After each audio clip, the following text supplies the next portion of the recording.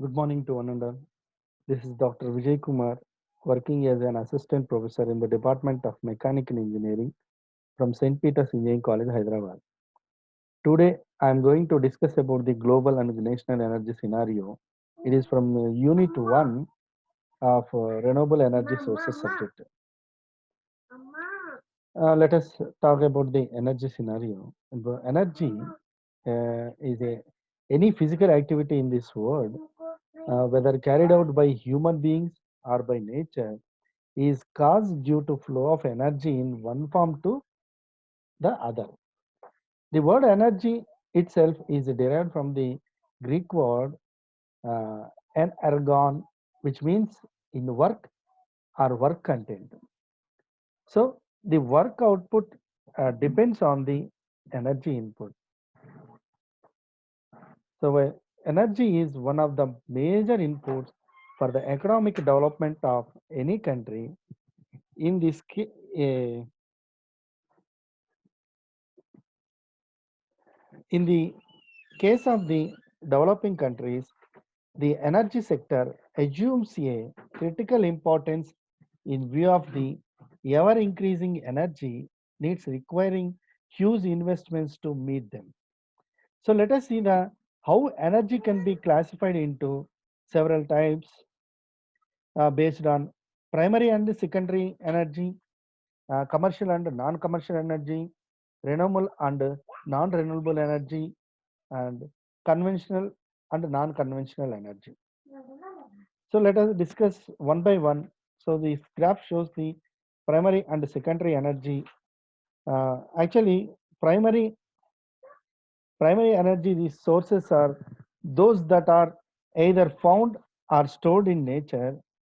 Common primary energy sources are coal, oil, natural gas, and biomass, such as wood, etc.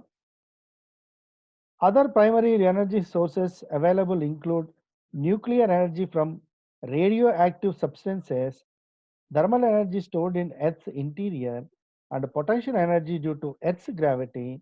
The major primary and secondary energy sources are uh, shown in this figure. Primary energy sources are costly converted in industrial utilities into secondary energy sources. For example, coal, oil, or gas converted into steam and electricity. Primary energy can also be used directly. Some energy sources have non-energy uses. For example, coal or natural gas can be used as a feedstock in fertilizer plants.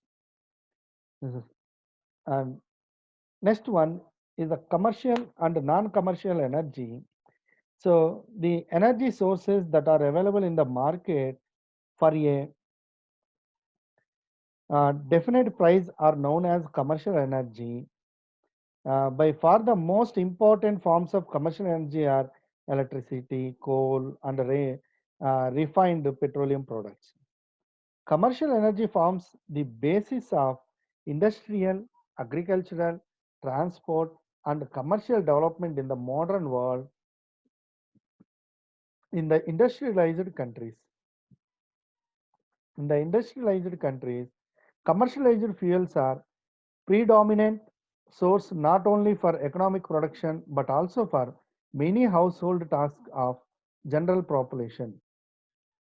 Whereas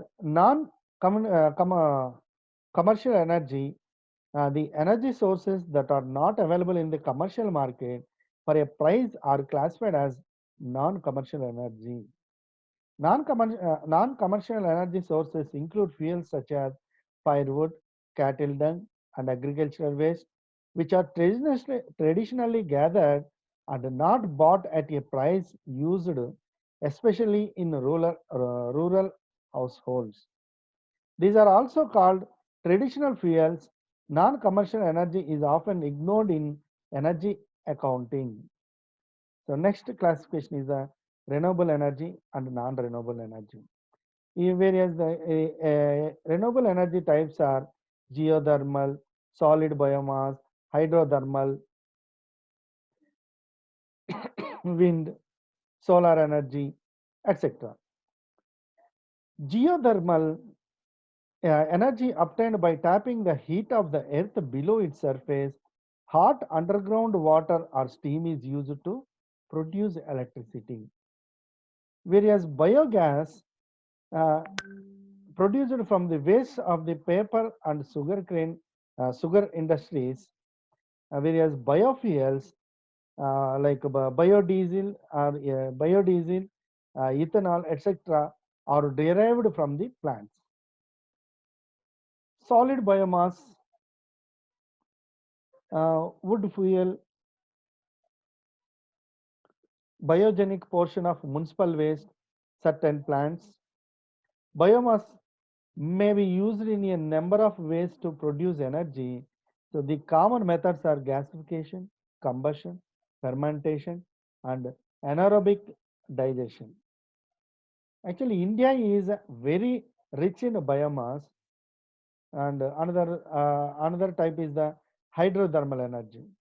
Hydrothermal energy in water in the form of kinetic energy and temperature difference. Next, another one is the solar energy. Solar energy collected from sunlight, it can be used in many ways, like generate electricity using photovoltaic cell and generate electricity using concentrating solar power, etc. Now coming to non-renewable sources of energy are, so first the major important one is the coal. Actually, coal is formed by the prolonged action of geological forces on the plant and vegetal matter accumulated below the earth crust. The process is called coalification. Coalification is both time and force dependent. Both physical change like color, strength, density, and structure, and chemical change occur. The chemical changes point of view, oxygen decreases from 40% for wood to 305 for peat, 20% for lignite, 5% for bituminous, and 2% for anthracite coal. Volatile matter decreases from about 70% for wood to 5% or less for anthracite coal. Increase in carbon from about 30% for wood and peat to 90 to 95% for anthracite coal. And now coming to petroleum, petroleum is formed in the Earth's crust from the accumulated vegetal and animal matter, uh, metamorphic processes similar to coalification. From crude petroleum gasoline, lubricating oil, fuel oils, lubricating oil, fuel oils, etc., are obtained. In case of the natural gas, it is used directly. And now coming to conventional and non-conventional energy, conventional energy sources which are being traditionally used for many decades and were in common use around oil crisis of 1973 are called conventional energy resources. Example, fossil fuel, nuclear and hydro resources. While the non-conventional energy resources which are considered for large scale use after the oil crises of 1970 are called non-conventional energy sources. Example, solar, wind, biomass, etc. For conventional energy are examples are the fossil fuel and nuclear and hydro resources. Now coming to global energy scenario, coal. The proven global coal service reserve was estimated to be 9,84,450 million tons by end of 2003. The USA had the largest share of the global reserve, 25.4%, followed by Russia 15.9% and China 11.6%. And India was the fourth in the list with 8.6%. In case of the oil, the global proven oil reserve was estimated to be 1147 billion barrels by the end of 2003. Saudi Arabia had the largest share of the reserve with almost 23%. Approximately 1 barrel of oil is equal to 160 liters. Now coming to gas, the global proven gas reserve was estimated to be 176 trillion cubic meters by the end of 2003. The Russian Federation had the largest share of the reserve with almost 27%. Uh, and the global primary energy consumption at the end of 2003 was equivalent to 9,741 million tons of oil equivalent. Now, let us discuss about the energy distribution between developed and developing countries.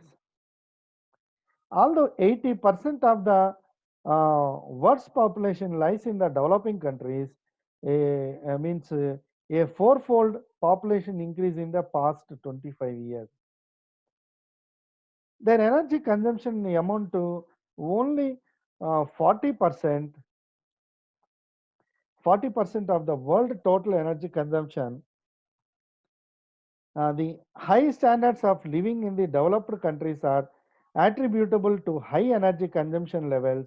Also, the rapid population growth in the developing countries has kept the per capita energy consumption low compared with that of highly industrialized developed countries. The world average energy consumption per person is equivalent to 2.2 tons of coal in industrialized countries. In industrialized countries, people use 4 to 5 times more than the world average and 9 times more than the average for the developing countries. An American use 32 times more commercial energy than an Indian. Thank you, Ananda. Next video will discuss about the uh, Indian energy scenario, then uh, sector-wise energy consumption and the greenhouse effect and the carbon cycle will discuss in the next video. Thank you, one and all.